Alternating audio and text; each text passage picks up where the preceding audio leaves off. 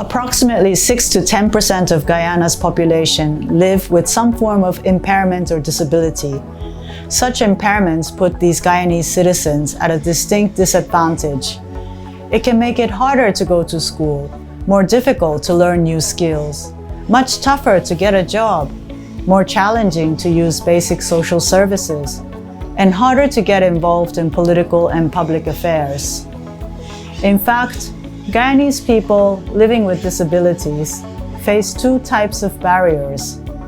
First of all, there are the difficulties of moving around safely, entering and exiting buildings, passing through public spaces and commuting. Secondly, they face stigmas, stereotyping, and misunderstandings about their capabilities. So even when disabled persons have got where they were going, they find themselves excluded, misunderstood by their peers, or left out because of assumptions made about what they can and cannot do, rather than inclusion because of all the things they can.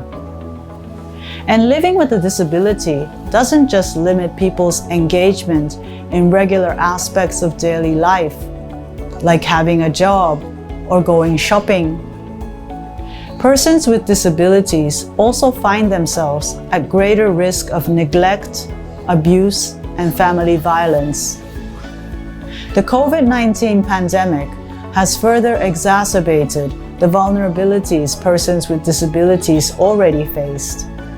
It has highlighted challenges in getting health treatment, in getting an education, and in getting a job. As states develop response and recovery plans and revise policies to rebuild from COVID-19, it is critical that the rights and well-being of persons with disabilities is considered and acted upon. Achievement of the Sustainable Development Goals and fulfillment of the promise to leave no one behind requires us all to be deliberate in our efforts to include persons with disabilities. It requires us all to consider our personal obligations and the obligations of the institutions for whom we work and think, are we doing enough to look out for those who are disadvantaged? In building back better, the participation of all people, including people living with disabilities, is necessary.